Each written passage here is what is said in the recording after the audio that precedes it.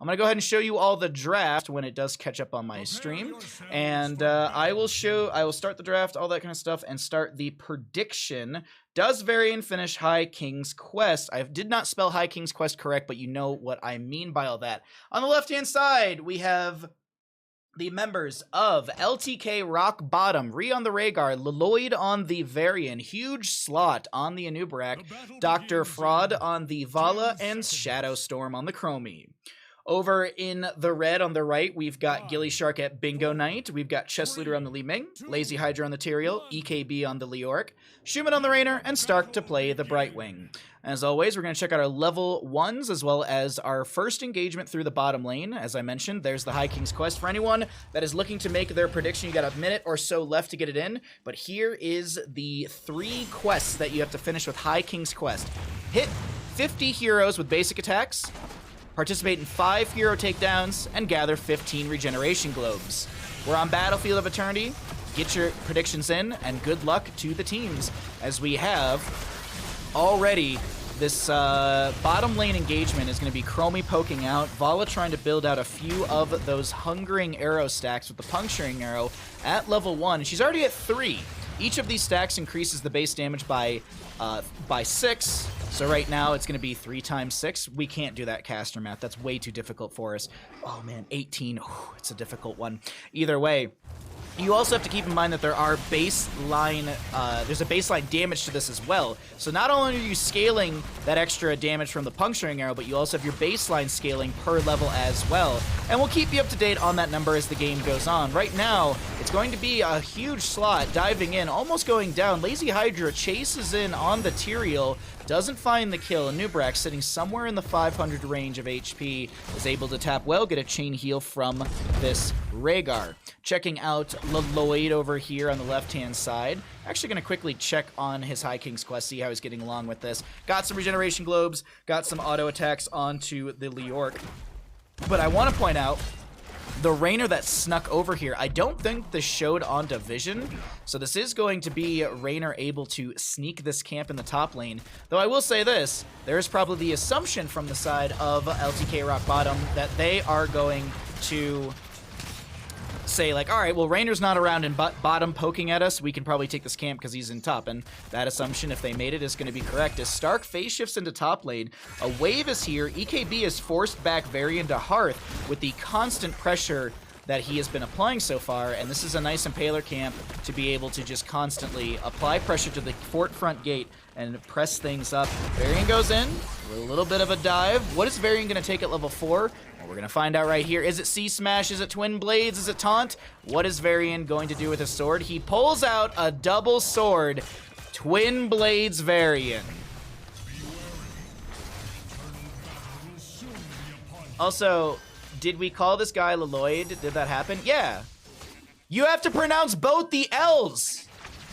There's 2 L's. Why would you not pronounce both of them?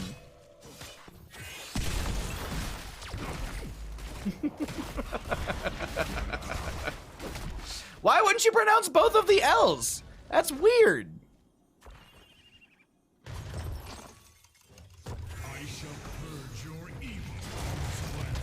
Oh, I do pronounce both the I's in your name. See, Ree. See, it's that continuation of the E, the Ree. It's an old joke from when I was growing up in Metro Detroit. One of my friends lived on Lloyd Street, and it was a dumb joke that we were driving by one night, and I was like, "Oh, you passed by your street. There goes Lloyd." Just, anyways. All right, we do have a little bit of an Immortal race, as this is going to be the second phase of the first Immortal, and it goes to the race positions on both sides. It is going to be a Larian who will be spawning in favor of the side of LTK Rockbottom in the top lane.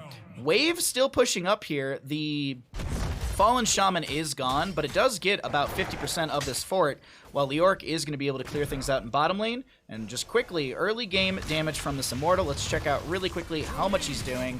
It's going to be about 1,000, a little more than 1,000 from Alarian into the top lane fort front gate. We do have Schumann just constantly auto-attacking out. Does have the level 1 Exterminator for the increased damage to minions, mercenaries, and monsters, and that increases to 125% when the inspiration is active. You see it activated right there, just to try and shred through this Immortal a little bit faster, try not to lose much, if any, health on the fort, and it's going to be, let's say 50 to 40%, something like that. Twin Blades vary in bottom lane. Let's see how the High King's quest is going along. 25 autos, 0 takedowns, and 10 out of 15 regeneration globes. Alrighty. Rhaegar in top lane, bites out, just trying to get a little bit of a wave clear here. Lazy Hydra, though, in the bush. It's the vision of our blue team really quickly, just waiting to see if they're going to be able to step out. Hey, Maximus, what's up, bud? So camp not being grabbed, as we did see the arrow from Vala kind of poke into that range, and no one actually grabbing said camp, as the 7 talent tier is here for both sides.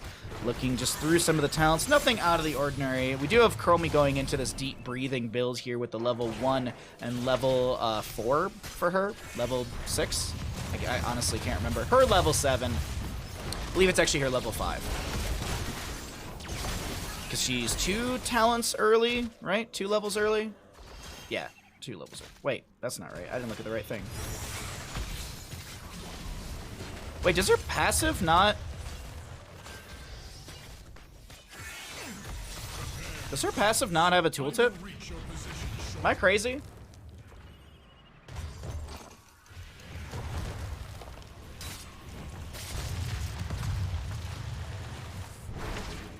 License to Kill. I do like the idea of it being Lemons the Knight. That would be very good. Lemons the Knight Rockbottom.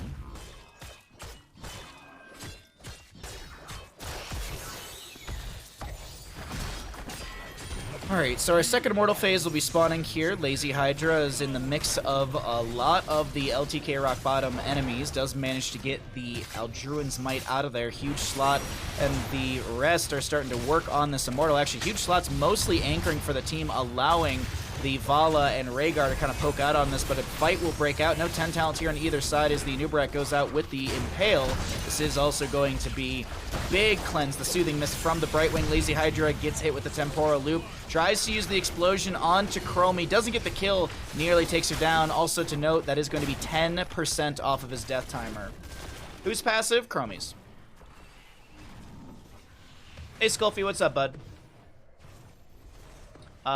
Hey, the Heckening as well. Good to see all of you in chat. Sorry if I missed anybody.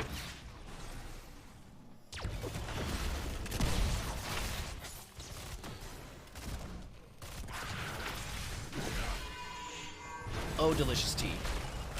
Nubrak is going to be able just to burrow out. I think he might have been looking... I don't know if he was looking for someone. That was just an interesting burrow. I'm not sure why it was in that direction, but either way, Brightwing should have the phase shift off a cooldown. Let's go ahead and cycle through the other numbers. As we can see, the 10 talents used at the top of the screen. The only thing to note really quickly is Warbringer for the Varian. He's got a 4-second cooldown on his charge, which just allows him to chase and be oppressive consistently. We've only had 1 kill thus far into the game, and it is going to be onto the Tyraels. We did see that a little bit earlier, and this will be a camp to be grabbed for top lane. Immortal once again going over to the side of LTK Rockbottom.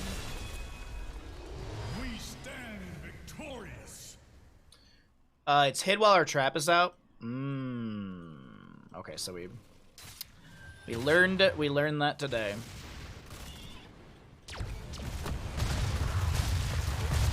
All right, Alarian into bottom lane.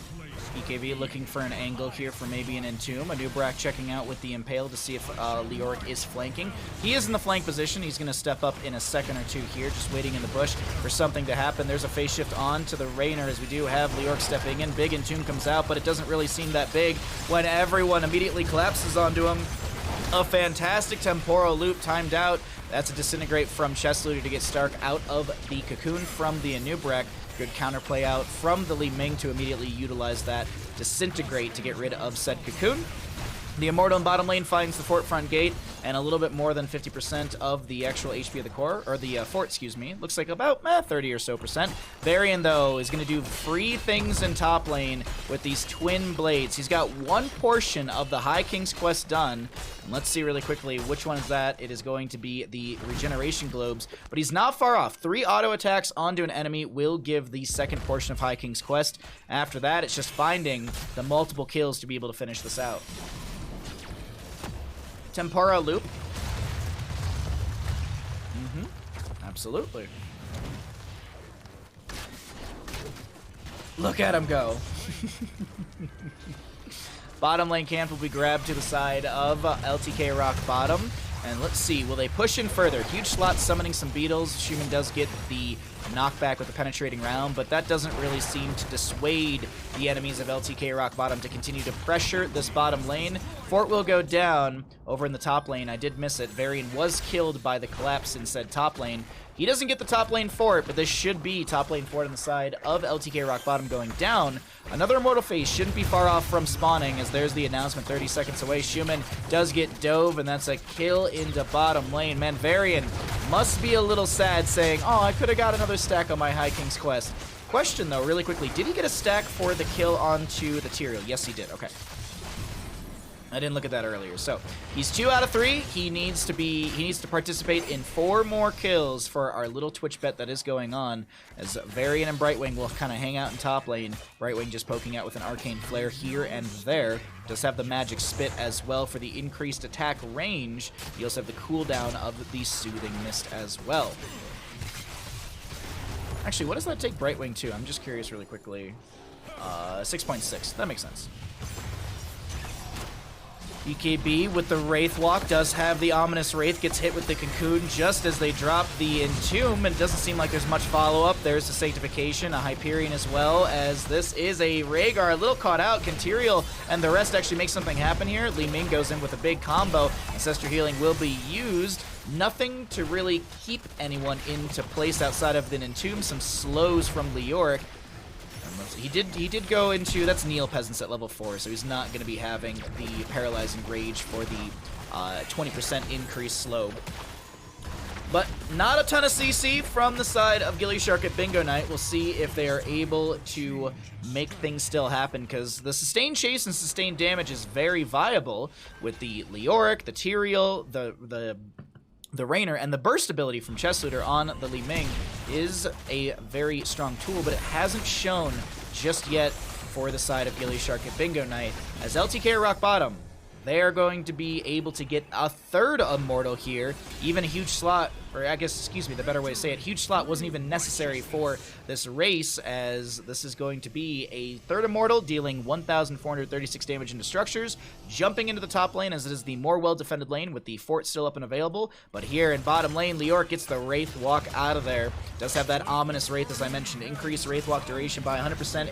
Enemy heroes that come into contact with the Wraith deal 50% less damage for 4 seconds. Cocoon onto Leoric, as the bottom lane does have the keep getting dove, and speaking of dives, that's a lot of damage onto Leoric in the bottom lane, who will be going down. He can cheat the death and pour a loop onto Lazy Hydra, who's just trying to get out of here and has their health reduced as well. That's that mortal strike, ladies and gentlemen, from Varian, reducing that health, as the Tyrael had to back away. But this is going to be keep going down in bottom. A double kill to the side of LTK Rockbottom. And we check really quickly, how many kills has Varian participated in? He's been in 3 out of 5. 2 more deaths, and he'll finish out High King's Quest.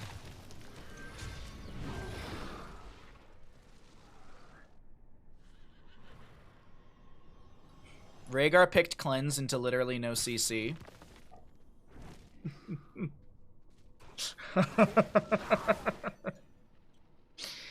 Oh, the good old memes.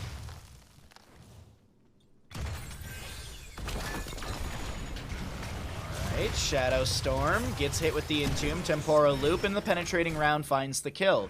gillyShark at Bingo Night grabbed the camp, but meanwhile, speaking of camps, top lane, as the Fallen Shaman arriving, and you got this Varian, Lloyd, just crashing into the gate with all of his double blade action, but some retreat pings already coming out, I wonder. And there's the Hyperion, actually, to dissuade the enemy side. It's a 100-second cooldown from Schumann, but it does allow a little bit of breathing room for gillyShark at gillyShark Knight?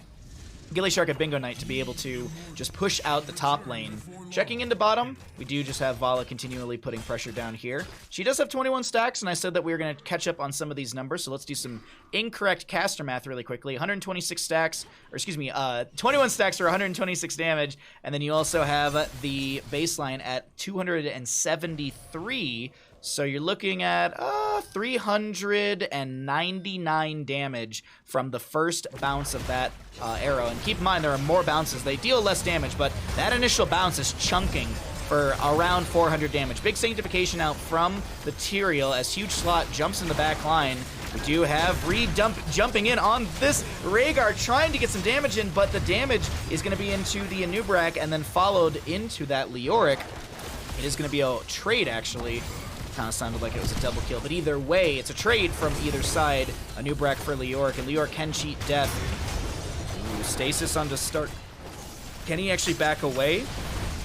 He actually manages to get out of there, and it's Rhaegar to fall. Very well played. Great bait with the phase out from Stark.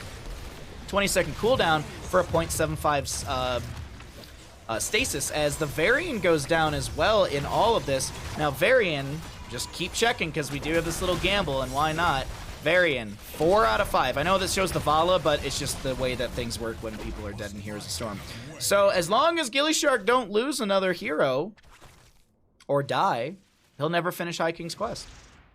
Hyperion a little early, but it is just to be able to push into the bottom lane, get a little bit of pre-siege. gillyShark at Bingo Night are expecting to be able to grab this Mortal for the bottom lane. Belth should spawn in their favor. Lazy Hydra anchoring. I do like this play from Lazy Hydra, making sure that no one is able to get some chip damage onto that Immortal. EKB jumps onto this camp on the left-hand side, as I mentioned. Does have the Neil Peasants as well for that increased damage. And Schumann over the far side of the wall with those auto attacks. EKB is going to do his best to get on this point, but it's actually Lazy Hydra who jumps in. There was a cocoon from Anub'arak. Is the Wraithwalk enough? And yes, it is. Oh, is it? Okay, Huge Slot doesn't make the connection. Lazy Hydra is going to go down before the Eldruin Might is activated. And ladies and gentlemen, that is going to be the High King's Quest finish out from Varian as the Immortal sieges in through bottom lane, dealing how much damage? 1,660 damage into these structures. As he loses his shielding, Beleth moves into melee range. Though I gotta say, with all the available damage to the side of LTK Rockbottom, this Immortal doesn't find that much value in bottom lane. Speaking of value in top lane, Schumann immediately rushes up here. Nice angling from Chessleader with the Arcane Orb to hit all 3 of the Impalers. Just little tactical things like that actually are really, really cool to see from some of these high-tier players. And Stark and everyone are just trying to back away before the collapse happens. This Rhaegar is far forward, but there's so many enemies, or I guess so many allies for the Rhaegar, that it's not that far of a gap to close, as the bottom lane fort still sits around 10 to 20%.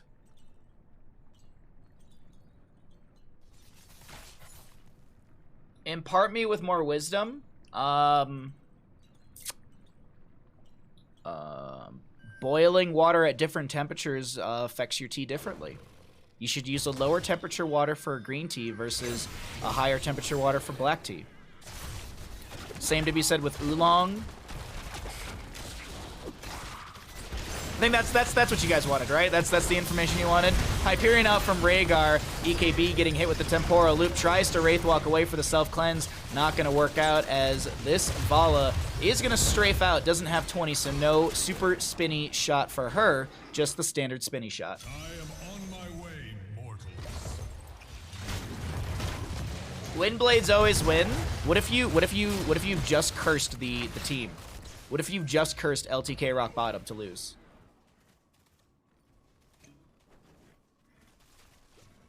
I can break that down for you if you want to. What, the tea temperature thing?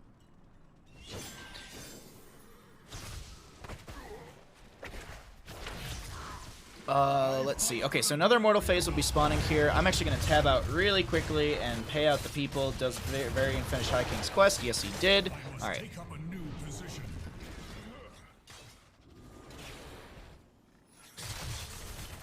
LTK gets rock bottomed. You have one job. You have one job. You have one job, keyboard. Why it's so delayed, I can't tell you.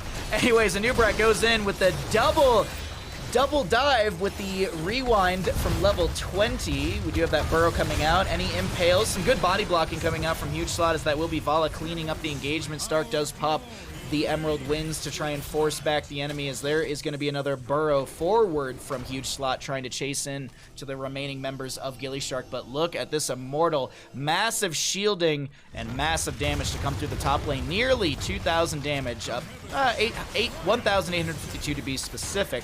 But still, this Alarian has a massive shield, and he's going to be clapping his way through the top lane. Let's go ahead and pull away the talents and see what happens here, as the top lane keep is already down. 2 members dead on the side of gillyShark. We do have Leoric cheating death as best as he can.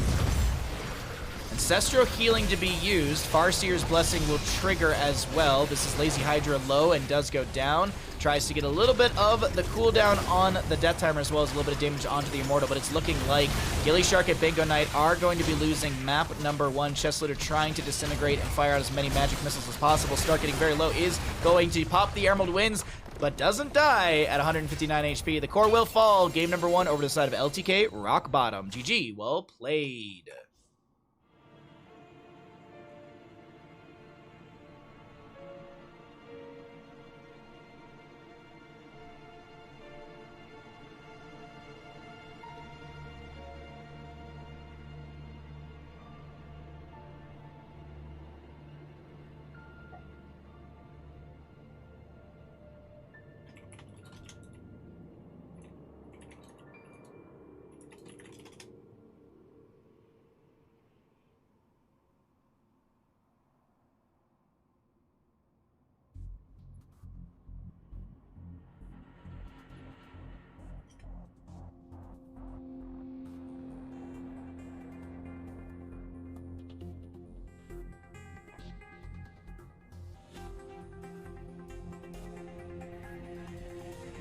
I always assumed that the tea temperature thing was basically, it just has to do with flavors and the type of leaves that you are basically boiling. So some leaves activate their flavor and such at different temperatures based on various different things on a bio level.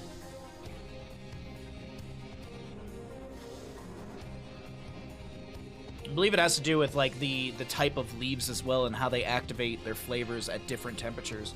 So like green tea activates at a green tea activates better at a lower temperature, whereas black tea activates at a better at a higher temperature. Look, Rhaegar can win a game.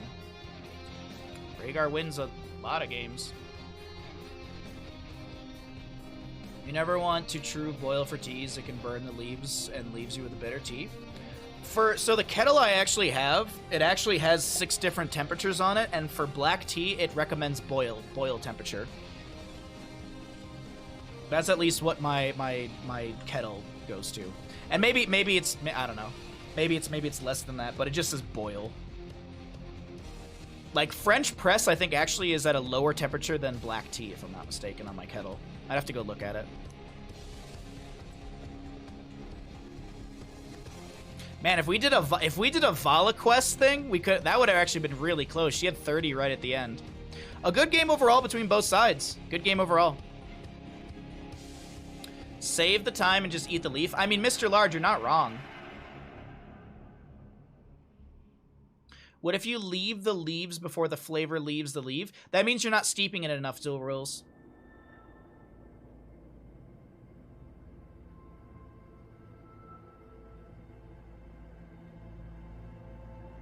I have one as well. I never used the boil setting. Oh, yeah, my black tea, for black tea, it says that it uses the boil setting for that one.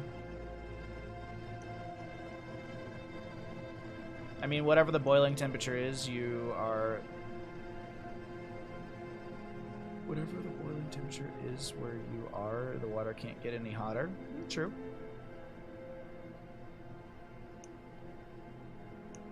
I'm afraid of heights, though. Too steep for me. Okay. All right. Okay. You're very clever. Ha ha ha ha ha. You're so clever. Ha, you're so clever. I hope you're all having a fun day today. I hope you're having a great day. We got some good casting for all of you, and got some fun games. All right, so LTK Rockbottom go up in the map number 1. Cargill, thank you for the follow during that game. Much appreciated. Thank you. I'm very cleaver. Yep. Man.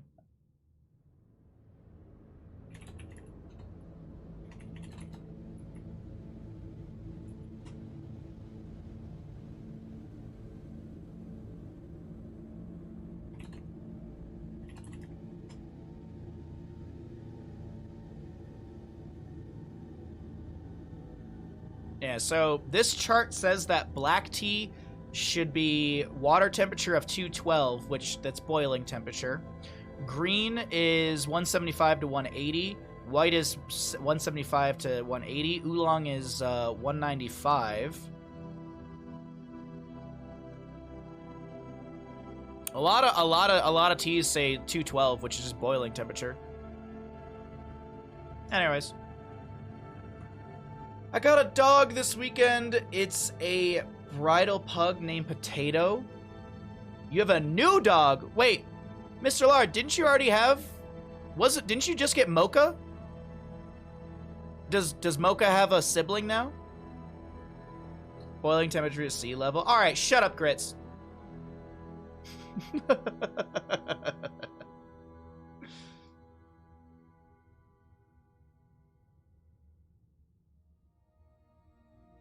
I actually don't know what temperature my water boils up here. What temp does water boil at 6,000 feet? Ah, so I am roughly 12 degrees Fahrenheit less than... it's 201.1 Fahrenheit is apparently at 6,000 elevation. That's the highest I can boil water. Mocha has a brother. Oh, that's adorable, Mr. Lard. If you're in the Discord, please send me a photo. Just send me a Discord.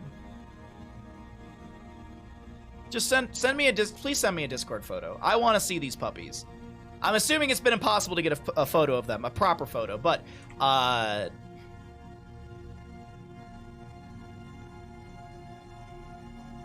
send them a disc photo. Yeah, send me a disc photo. Oh, I'm sorry to hear that. Man, Potato and Mocha, those are adorable dog names. I'm not gonna lie. Those are some cute dog names. Let's see. Oh, I have a fun one. I have a fun prediction. I have a fun prediction, chat. I have a fun prediction, okay? Okay, so there's an Alarak in this game. Alarak base sadism can get to 130%. Zell, thank you. I will do that in a second. So what we're gonna do here is no. How much sadism? I don't know if I can say that word on Twitch predictions. How much sadism for Alarak at end? 130% or more, because because I don't know what talents he's gonna take, so he could take. He could skip Show of Force. He could skip a bunch of talents that give sadism. I mean, actually, technically, level 13, you do take a talent that gives sadism, Pure Malice, Rite of Rakshir, etc., Blades of High Lord. So those ones do give. So let's just do this. We're gonna say 130 more, or 100 and let's just say 129% or less. I don't know if you can actually get. I think it's actually always. No, we'll just leave it at 129 or less. Okay, that's gonna be the prediction. I think you all kind of understand.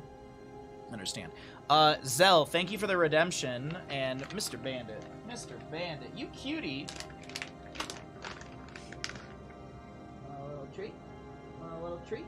Good boy. Thank you, Zell, for redeeming the treat. I actually have a DM from Lard, so I need to look at this. So cute. Look at this dumb face. Look at this dumb little face. It's so cute, chat. Look at it. Look at it. All right, let's go and get into a game before I talk too much about puppies. Okay. So let's go ahead and we will get into the game, and then I will start the prediction. That way you can see the drafts and everything. Prepare yourself for battle. All right. Heroes. How much sadism for Alarak at end? 2 minutes on the prediction. Get your predictions in if you'd like to make some Twitch predictions for our next game, because we are here into map number 2, which could be the final map in this best of 3, our first best of 3 of the day. We got LTK Rockbottom on the left-hand side, Ree on the Brightwing, Lloyd on the Leoric, a huge slot on the Joanna, Dr. Fraud on Ford on the Dahaka, and Shadowstorm on the Hanzo. 5, 4. Over on the right-hand side, we got gillyShark at Bingo Night. We've got Chessleader on the Blaze, Lazy Hydra on the May, EKB on the Alarak, Stark on the Rhaegar, and Schumann on the Raynor. There you go. You got your Twitch predictions available for the next 1 minute, 20 seconds. Until then, let's go ahead and check out our first engagement while you get some gambles in on the Alarak end-of-game sadism.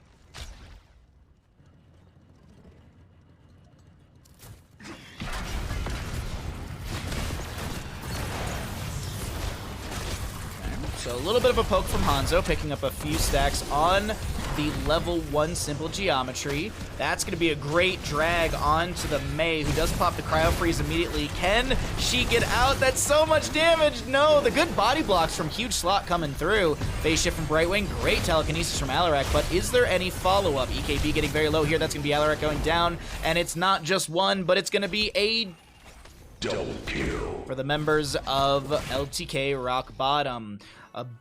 That's really good. That's really good timing from Dr. Ford, as this is a Dahaka to brush talk into bottom and still be able to grab the regeneration globe. Doesn't get all of the experience at max value. I believe the experience globes are full for 6 seconds and 25% for 39 seconds, if I'm not mistaken. I believe the total time is 40, and I think it's 39. It's 6 and 39, if I'm not mistaken.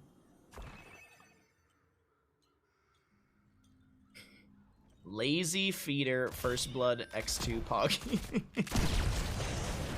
Oh, here, Dahaka already uses his burrow under the ground. That's a great telekinesis. Silence is going to go out as well. Can Dahaka make something happen? He actually turns around to try and go for the drag, and I thought that was going to be the death of Dahaka. Brightwing gets the phase shift just to bolster that HP. Dahaka, I think, tapped well right there. Yes, it's on full cooldown.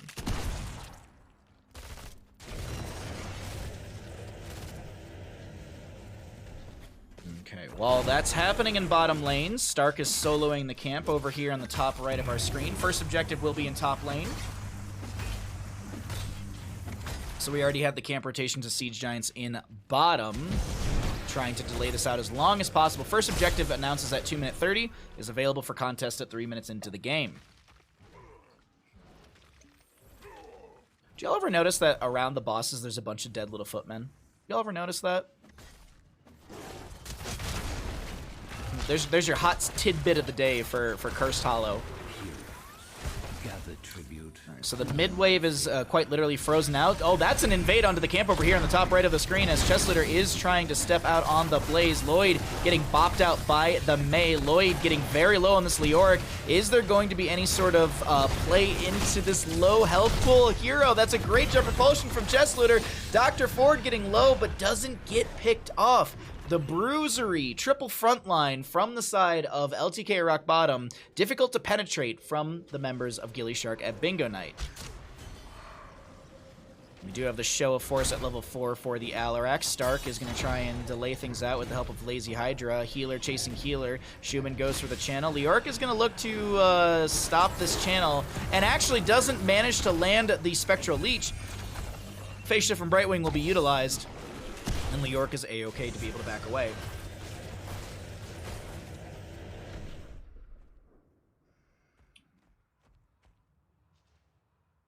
This comp is weird. Hi, Kaimo. How you doing, bud?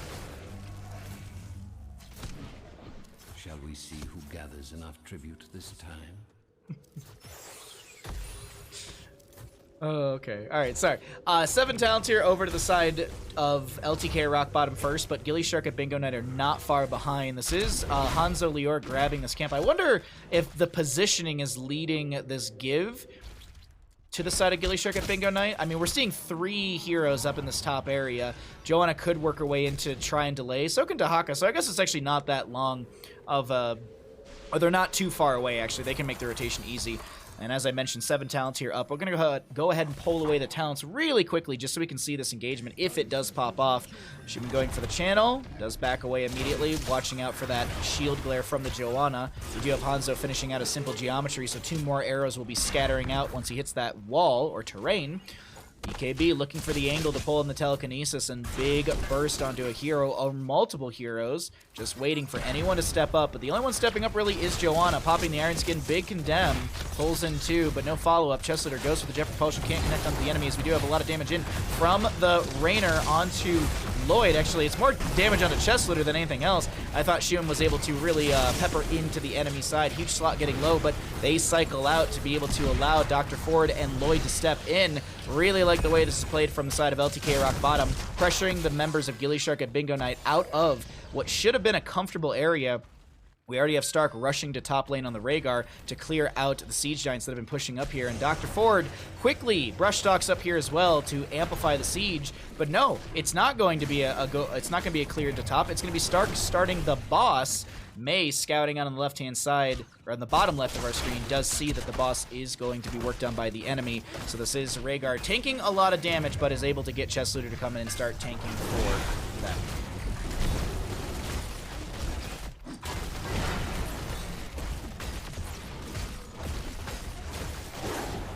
Bingo also said we needed May. Ah, Bingo said we needed Alarak. Bingo said we needed May. Oh, Stark, be careful there, bud. Don't get slapped by the boss. Does go into wolf form. Immediately gets the bite, bite.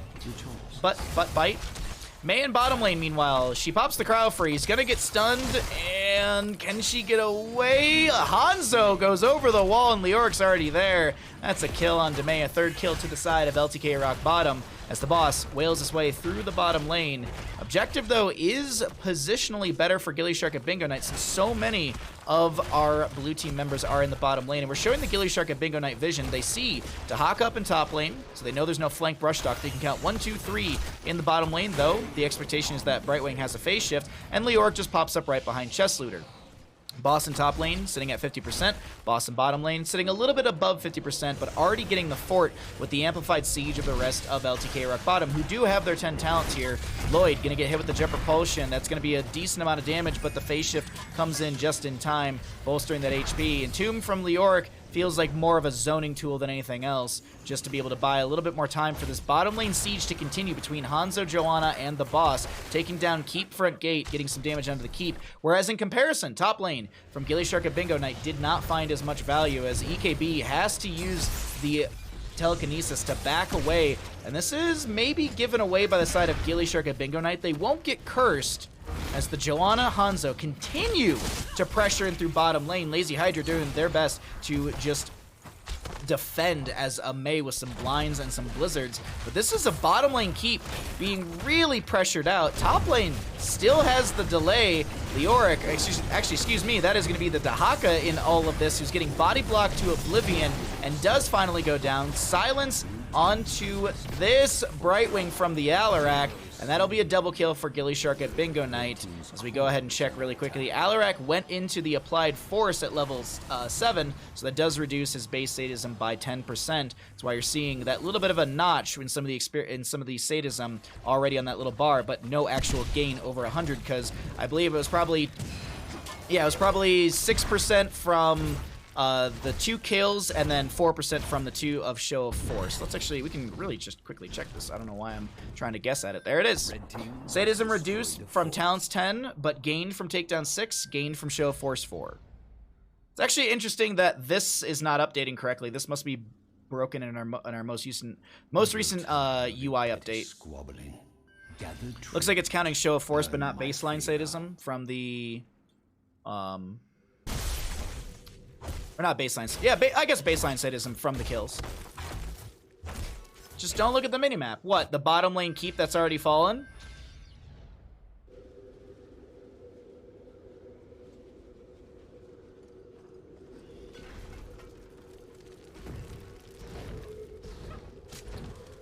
Alrighty, so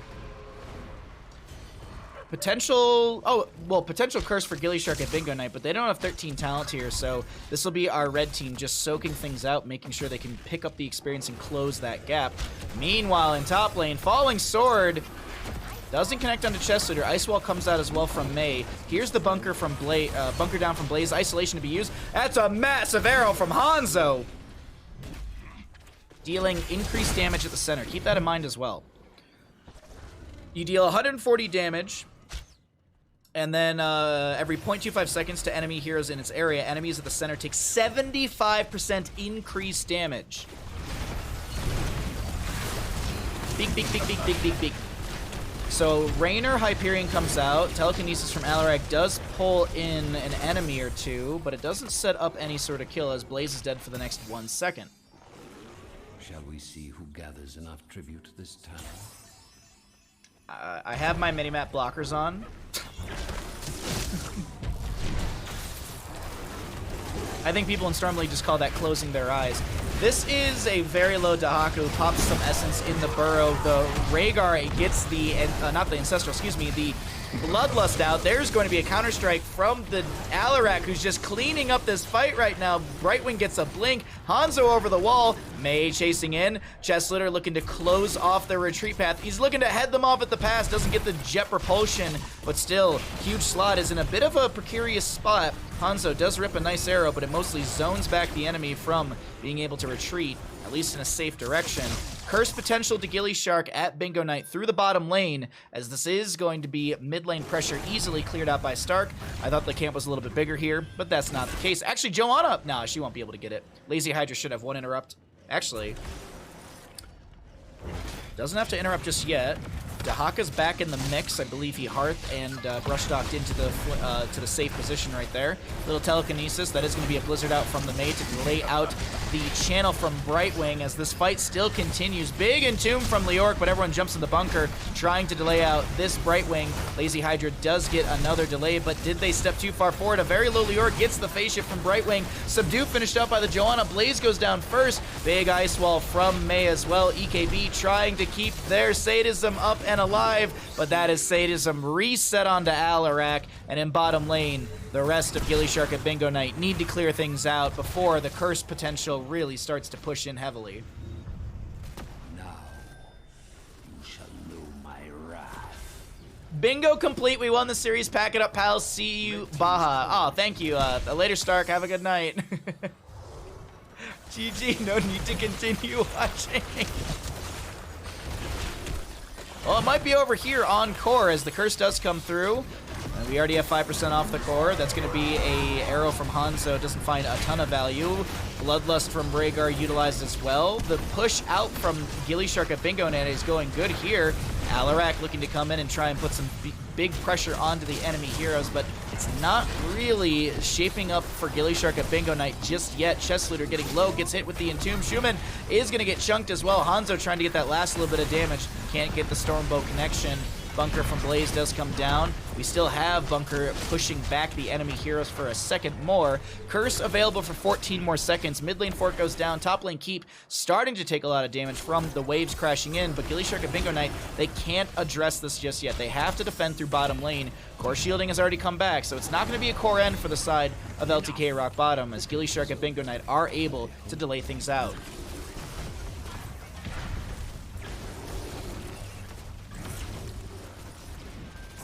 Hey, Tin, what's up, bud? So, boss for bottom left, 16 talent tier chief to gillyShark at Bingo Night. What are they going to do? So, there is some shown rotation out of the top lane. The guess is that they would be on this camp. Alarak showing over here. Rhaegar, Mei, they have to know that this boss invade is going to be happening.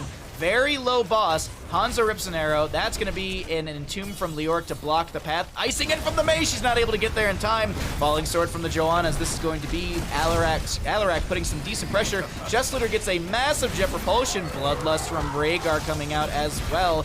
Stark is so very low on the Rhaegar. Hyperion out.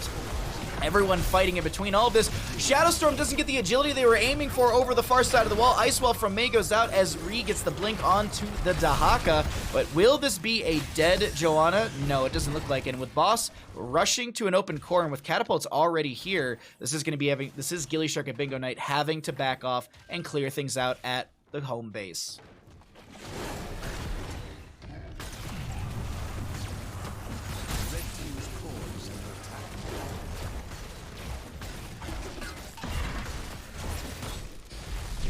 One of those YouTube highlight videos had me in one of their clips. It was literally me not getting subdue. Ouch.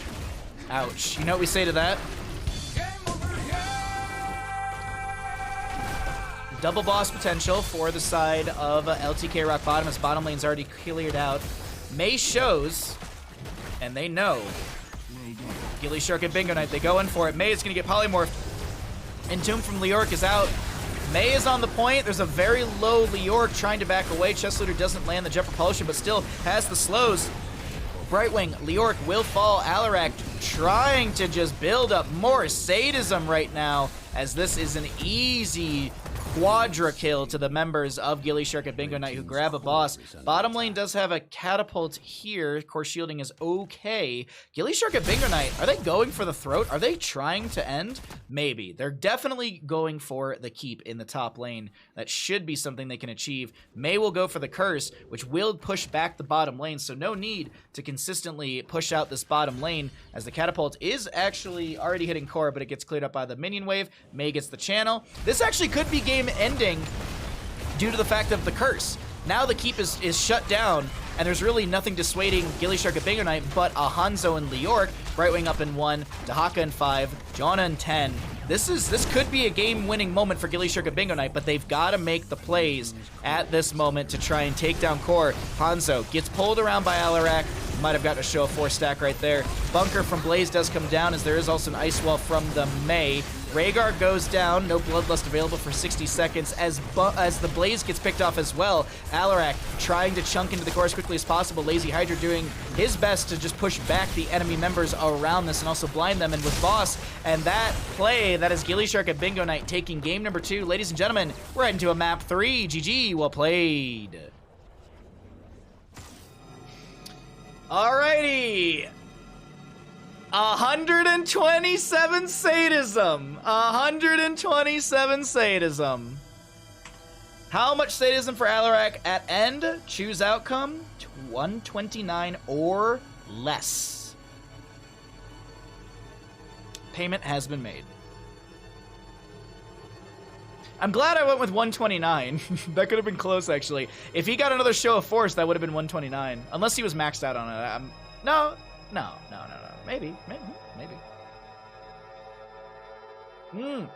He did go Blades of the High Lord. I actually didn't even notice that. Yeah, 3 autos away. Feels butt, man. These are some fun bets. These are some really fun bets. I'm glad we're doing these when we do replays. I think this is really, really fun. Alrighty, what a good game. What a good game number 2. Forgot it's 2%, yeah. Another 2K in the bank. Money. Comes in gillyShark and Bingo Knight after game 2. We have Bingo. We are now unhinged. Oh, that's so cute. It's funny. Alrighty, let me show you talents once again if you did want to take a peek at them. Are you casting another series after this one? Yes, I am, And-Man. Yes, I am. The game plan is to cast about three best of 3s today. Maybe we'll do a 4th. Just depends on how much energy we have. Thursdays are a long day for me. I usually get up early. I get some stuff done around the house. I have a bunch of meetings. Thursdays actually in the future are going to get really busy for me. I've got a couple secret projects I'm working on. I'm just excited. It's gonna be busy, but it's like a good busy, if that makes any sense. Like it's like, oh, I'm getting some good work. I'm excited to work on these projects with the secret people that I'm working on them with. Can cast our Nexo finals tonight at 9 EST if you want. No, I don't feel like doing a live game. Thank you though, friend. Fun to get a good Bloodlust game though. Look, that's 2 Rhaegar games that won. Who was saying Rhaegar can actually win a game? Because that was 2 Rhaegar games in a row that just won. Don't poo-poo my doggo. Don't poo-poo my... Alright, let's update the scores. Alrighty.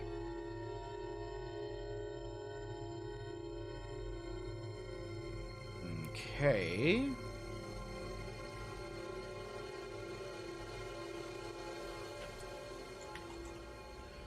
Alright. right, let's do this, and that. Okay.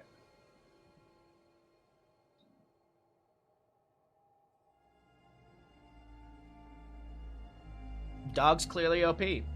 I don't see Kel'Thuzad's cat doing anything. Let's do this. We're heading to Infernal Shrines. Which team gets third Punisher? RK Bot or Bingo? We'll use the team names that are on the screen above you. Okay. So, with that, let's go ahead and get into our next map. Let's find out what's going to happen here in our first best of 3 of the day. That's going to a game number 3. We're heading into Infernal Shrines, so let's go ahead. Do I have everything else set up here? I do. Okay, cool. I just want to make sure I have the players on the correct sides and all that good stuff. So I will get us into the game and all that good stuff, and then I'll start the prediction once we get into game. The prediction for this game is going to be... which team gets the third Punisher? Which team gets a third Punisher? The teams, the prediction has begun, and the teams are on their respective sides for the prediction. On the left, we have the members of LTK Rockbottom. We've got Ree on the Rhaegar, Lloyd on the Mephisto, Huge Slot on the Mei, Dr. Ford on the Dahaka, and Shadowstorm playing the Zeratul. Over in the red, we're looking at gillyShark at Bingo Night. We've got Chess Looter on the Blaze, Stark on the Samuro, EKB on the Falstad, the Lazy Hydra on Stukov, and Schumann on the Abathur. Let's go ahead and see what happens here, as we are going to see a Stark specialty. At least in my book, it's a Stark specialty. We're going to get Stark Samuro. I also think this is a specialty as well from one of the games I've casted, Schumann Abathur.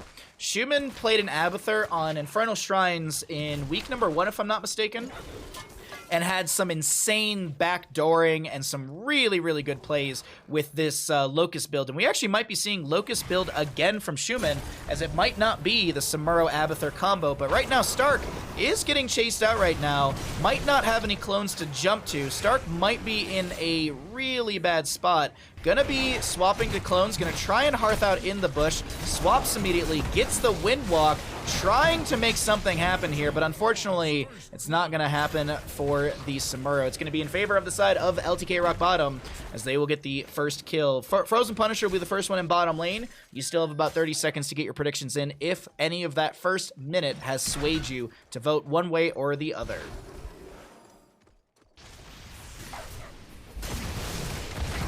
Where are you going, Stark? That way. Duh. Space created.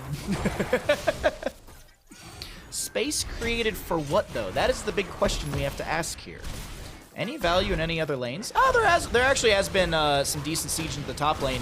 Good drag from Dahaka onto Lazy Hydra. Unfortunately, the tower shots were raining out against the minions, so it's not going to be applying any sort of pressure onto the Stukov, as we do have Rhaegar working his way through this camp in bottom. Huge Slot helping out on the Mei. Stark gonna throw some clones around, gonna start stepping into a bush, swaps to a different clone just to kind of threaten with presence, not actually going to be trying to steal this. I like the use of the hat onto the clone. I always think that's a really cool tactic to be able to kind of trick enemies. Like, did they swap back to another image or anything like that? But anyways, level 4 is here first to the side of LTK Rockbottom. gillyShark at Bingo Night a little bit behind, and we can kind of actually check as to where that difference is coming through. Mercenaries and heroic kills are definitely adding up a little bit in favor of our left-hand side team. And that's going to be bolstering them by that rough 600, which is giving the small gap that we are seeing between the two teams. But nothing major at this time. Abathur still soaking things out in top. Samuro grabbing a camp over here on the right. Actually, gonna try and windwalk over here on the left-hand side to... Oh, my apologies. I hit the wrong button. Sorry. We're gonna watch that for a few seconds. What I meant to do is I meant to do this, and I wanted to grab the vision. So we know that Samuro's going over here. He's gonna be walking over. This is what I wanted to check really quickly, is see if they, the members of LTK Rockbottom, are going to be able to see Stark rotating in. We know that he's floating around. There you go. We know that he's in this bush right now. So he didn't... he's going to show on point in the illusion form, but Shadowstorm's so very low. Stark wants to chase, but can't manage to make it. Falstad flies in. Ree is the target. Rhaegar getting low and manages to wolf run right out of there. Shadowstorm jumps back in, but the low blow from... Oh, it's not even low blow. It's just Lurking Arm. Baseline Lurking Arm is going to find the kill. The assumption always is that it's just low blow when you have a Stukov making that play, but I also got to point out, Stukov silencing that Zeratul is really, it's huge because of the, almost pulled a Kaimo right there just walking into towers. I like how everything is pulling a Kaimo at this point, but anyways, that was just really, really well played from the side of gillyShark at Bingo Night, as they are able to steal away that camp, put pressure, and I gotta say, the Lurking Arm from Stukov, extremely well played just to shut down the Zeratul from any sort of abilities. Blinking, a Singularity Spike, as well as the overall cleave. I feel called out. You should feel honored that we honor you in this way. Oh, Falstead, my apologies, is gonna go down. Pulling another Kaimo, am I right? No, I'm just kidding. just make everything into that.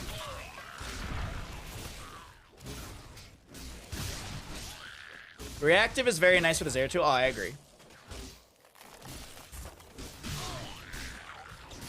This isn't live. I thought Stark and team were really good multitaskers. No, this is from last night. We're doing replay casts today. Thursdays and Wednesdays and Thursdays are typically replay casts. Sometimes on Wednesdays I grab a live game, but it's usually like by the time live games start, I've been streaming for like 6 hours at that point, so it's kind of hard to keep streaming and keep streaming and keep streaming. So maybe I'll adjust it one day and maybe I'll do a later start to get more live games. But for now, this is just easy. We can catch up on a lot of the games that were missed and uncasted, and it allows us to have these fun predictions and hang out. So, first Punisher of the game. This is our first Punisher of the game. Frozen Punisher into bottom lane. Mule from the Abathur to come down over here as well. May Blizzard comes out, but it doesn't kill the Mule. As Chessliter's chasing out. Any jet propulsions? Any jet propulsions? Might be on cooldown right now. I should actually check and see. It's off a cooldown, but it might have just come back. It didn't seem like they might have had that splash damage onto the enemy. I feel like they could have gotten a kill if they managed to land a big jet propulsion onto the backline there.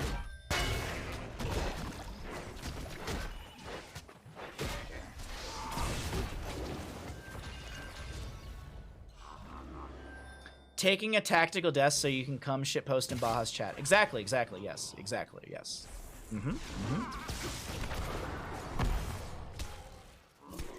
Tactical death to shitpost, yes. It's exactly that. Alrighty, second Punisher will be Arcane in the top lane. 10 talent tiers coming through in a little bit, so we're gonna cycle through those other numbers, as we always do. Camp, not stolen, just pressured. I guess Huge Slot also anchoring as well, so Samuro clones being microed around right there, as we do have the Illusion Master picked up at level 10. No Blade Storm from this Samuro player. An Arcane Punisher, I'm actually not 100% sure when it should be announced. Maybe in, ooh, hold on, that's a big avalanche onto Lazy Hydra. Gust comes out as well as Flailing Swipes. Zeratul, big damage is applied, or at least attempted, with that Might of the Nerazim. Stukov gets low and goes down to the Zeratul. Zeratul getting revenge for earlier. Schumann, that's a very aggressive barrel roll. I know that you are a clone, but dear lord. Barrel rolling right into the face of the enemy, and this Abathur clone will fall, throwing out a couple hammerings here and there. Samuro Stark pushing up the top lane, continuing to soak up for his team.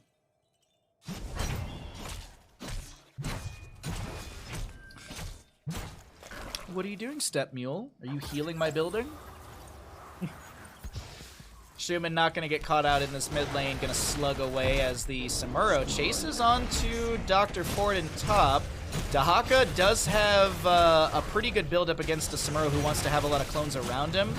The Abathur hat is helping out a little bit here, but Dr. Ford doesn't seem too scared of any sort of Samuro plays. The Stark does swap to a clone, throws one of the actual, or I guess swaps out of the lane onto a clone, and then utilizes one of the clones with the Illusion Master to keep pressuring the Dahaka. Abathur is going to tunnel their way into top lane. Punisher activated. Second one of the game will be Arcane. So we know, because we know the first and second were Frozen and Arcane, we know that the third one of the game is going to be Mortar Punisher. That's the one that we're going to be having for our little Twitch prediction. But until then, we see pressure through the lanes from both teams. EKB into bottom with the Abathur hat trying to press this out. Does have the auto attack build. We did not talk about this very much, but it is going to be the frequent flyer at level 1. We have the hammer gains, which synergize extremely well. Since you're scaling your auto attack damage, and hammer gains is 20% of your damage, so you're just scaling the amount of healing you can have. And then keep in mind you got secret weapon, so it's more scaling on top of that for Falstad auto attacks, as when the secret weapon is out, the hammering excuse me, you increase the range, where your basic attacks deal 75% bonus damage while that is active.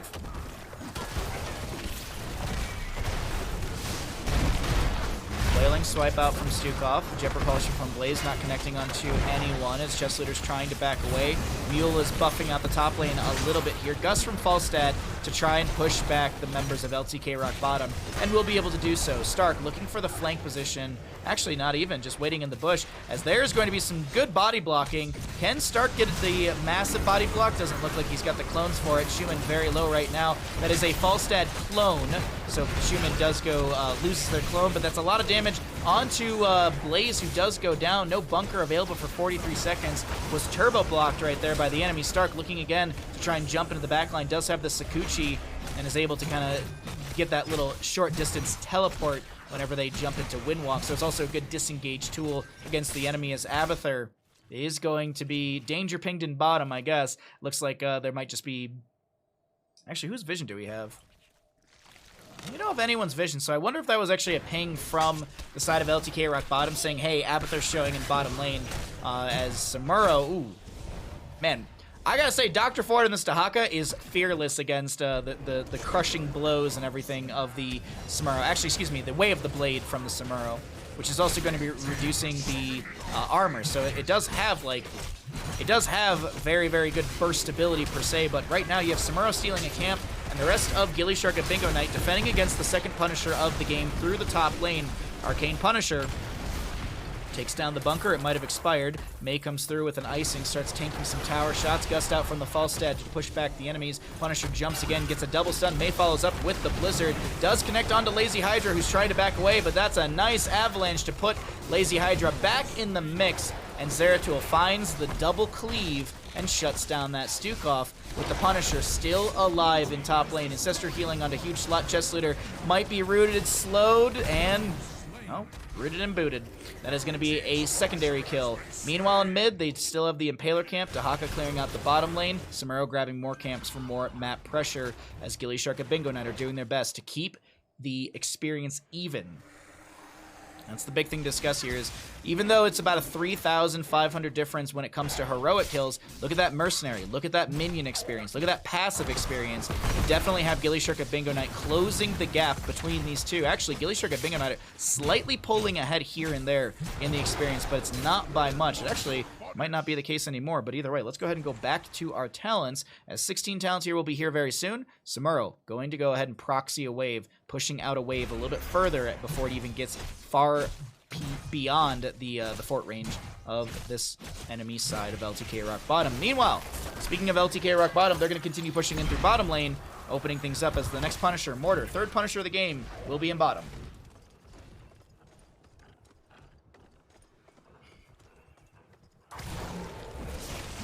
Endurance of Fate from Mephisto. Dear Lord, I'd take a sip of tea for a second, and that's a shutdown.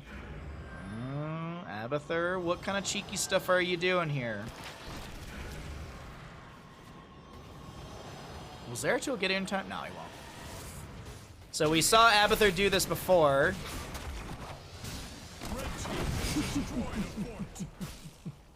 That was what I was talking about from Schumann before. We've seen that tactic before, and it has yielded a mid lane fort. So gillyShark and Bingo Knight do have a couple structures down. They technically have the structural advantage on this map with the double forts down top mid and only losing their own fort in top. But now equalization parity has been found through the bottom lane, and that's actually huge for the side of LTK Rockbottom.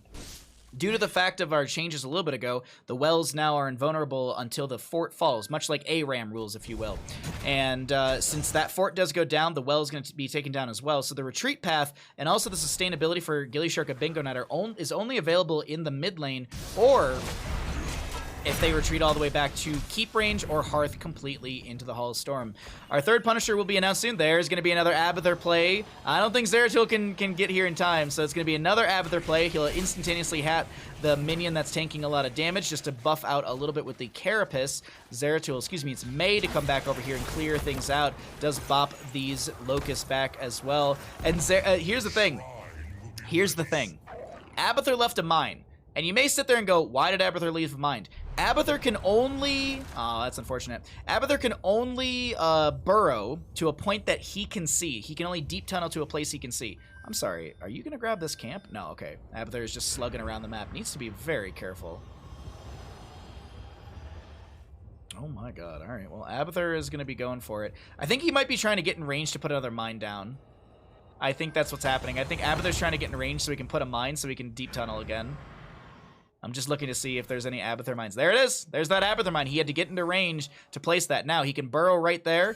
He can spawn his Locust and then immediately hearth out. There you go. You're going to see it. This is the tactic. I just want to talk about it really quickly while we're waiting for our third objective phase to be spawned up. And not the best spot, but Abathur's still going to hearth away, get out of here before anyone is able to kill him. Does leave another little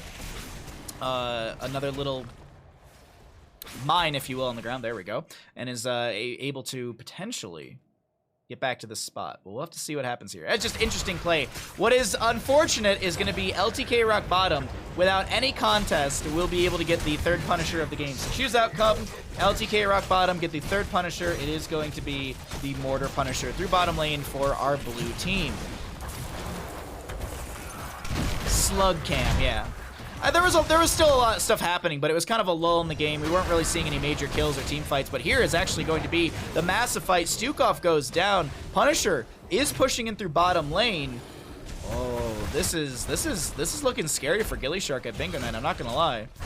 Punisher is like, Mortar Punisher does siege pretty decently. You've got a camp and you've got the catapult, and the only lone defender is Chest Looter and oh no, actually Falstead's back. Okay, so it's not that bad. Top lane Fallen Shaman is going to be here, but it should...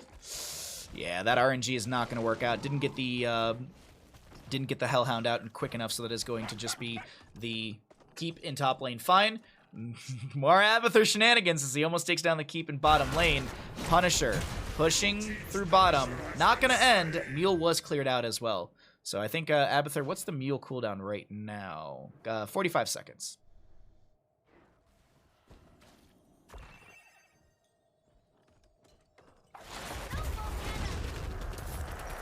I'm talking about the RNG of the tower focusing onto the shaman. That's what I'm talking about. Because it could have targeted the Hellhound that he just spawned. May goes in, icing, pressure, a lot of good damage onto the keep. Flailing swipe from Stukov, singular as he does have the level 20 upgrade. Trying to force back the enemy, but it's not going to be enough. Blaze dead for 45. They're going to end. The members of LTK Rockbottom want to end the game right here. Oh, there's an Ancestor Healing with a 20 upgrade as well for the Farseer's Blessing. We do have the Abathur clone being cleared out immediately here. Stark trying to put pressure, but there's so much Lightning Nova value from this Mephisto with the Mimicry, and that is going to be the members of LTK Rockbottom taking map number 3, game number 3, and the series of the day.